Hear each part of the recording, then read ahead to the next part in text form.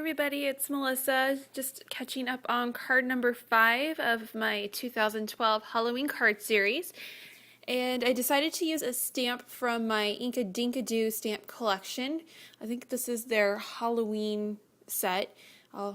It's just stamping that up with some Memento Tuxedo Black ink and going to stamp that onto 110-pound CC Designs Copic quality white cardstock.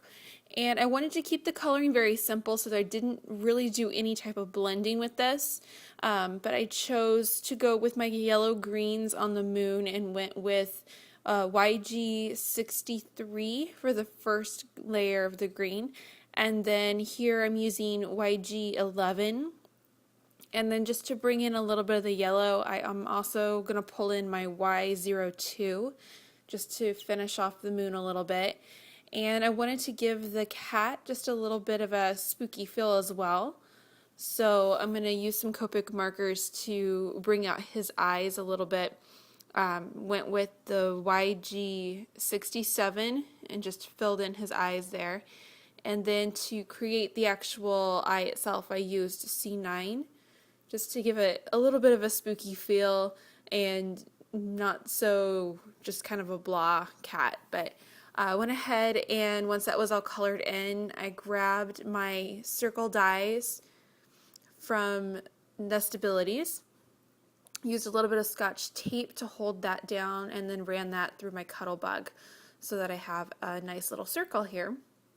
And I did the same thing with a scallop circle die, and just to mat it with a piece of ebony black cardstock, and then use my ATG gun to add a little bit of adhesive and then just apply that to the black cardstock so they have a little bit of matting there. And then it's moving on to the front of the card. So for the front of the card, I'm going to be using papers from the Echo Park Chillingsworth Manor 6x6 paper pad. And it just chose 3 of the different papers in there. I tried to use more of a solid and then a smaller and a larger print. And want to use the circle image as kind of like a badge, I guess is the best way to explain it on the card. And then I pulled out my Martha Stewart Spooky Fence border stamp and just trying to line that up. I'm actually going to stamp both sides of this piece of ebony black cardstock, and then wanted to use basically 2 different sides of it. So I just did both sides and then cut it in half using a paper trimmer. I think I got this one from Creative Memories. It's been a while.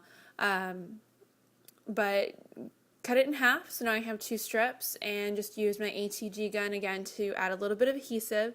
And I'm going to use it to border that black print pattern paper that I got from the Chillingsworth Manor pack. And I'm going to do both sides. So you'll see I'm actually going to add it to both sides and create kind of a frame for the card. Kind of gave me a different feel. I'm not used to doing something like this, and I wanted to try something a little bit different. So I actually really liked how it turned out, so it worked out really well. So once I had that all set, I just grabbed some more ATG and then applied that to the front of the card.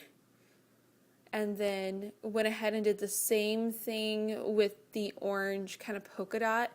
Originally I was thinking I was going to center this, but I had an idea at the last minute and decided to put it more towards the bottom edge of the card front. So it ended up working out really well. I'm really happy that I did it. But just adhere that orange piece real quickly here to the front.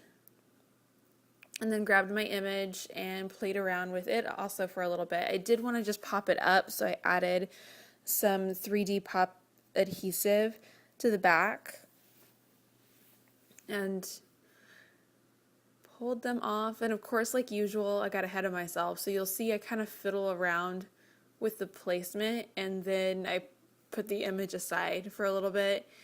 I tend to get these last minute ideas in the middle of creating a card, and it completely interrupts the process that I'm in the middle of. So I went ahead and just put the image aside and tried as much as possible to avoid actually pressing it down onto something so it wouldn't get stuck. and then grabbed some black double satin ribbon that I picked up at a local craft store and went ahead and just used that as kind of a banner across the center of the card and used some tape to hold that down on the back just momentarily. So I used a little bit too much there. And then went ahead and grabbed a little bit more so I can actually tie a bow on the front of the card as well to add a little bit of embellishment. So I'm getting better at the bow tying.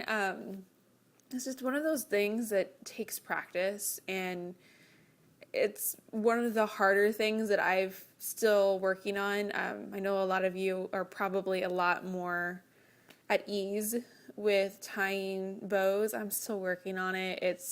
I think it's the perfectionist in me. I want everything to be perfect, and I never like what I end up coming up with. So I plan on taking some time to just kind of practice different techniques with tying the bows and see if I find something that works out better for me.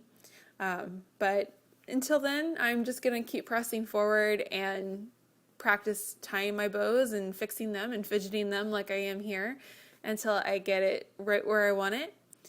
And when I find a perfect version of my bow, I'll fill you guys in and let you know. But until then, I'm a work in progress, just like all of us are in different parts of our crafting. So bear with me while I continue to work on my bows. But once I got it all situated, I just took a pair of scissors and snipped off the excess ribbon. And then I was really happy with that at that point. So I went ahead and grabbed that stamped image and put that on the front of the card. And then, of course, had to grab my Amy R. Ghostly Greeting stamp set. And initially, I was thinking I was just going to use this little boo for the one little corner, and ended up deciding to take it all the way across the card, and turned out super cute. So I looked at it for a little bit, ended up opening the ink pad again, and just re-stamped the boo in different directions, kind of fidgeting with it here and there to make it look like it was a little bit haphazard. And then just took them straight across the card, and it ended up just filling the space and making the space look complete. So I was really happy with that. And then that was pretty much it for the front of the card. So I just take my ATG gun, apply some adhesive to the back, and then I am going to attach that to the card base itself. So I'm going to move on to the inside of the card. And with the inside of the card, I again wanted to use the same patterns from the pattern paper pack. And I used a little bit smaller pieces and grabbed another piece of the ebony black cardstock, and then ran just one edge through the Martha Stewart punch. Used the same concept as the front of the card, just on a smaller scale, and applied that border of the spooky fence to the piece of the black print cardstock. And for some reason, I was off camera like crazy today, so I apologize for the work going on without being able to see. Hopefully you kind of understand where I was going with things.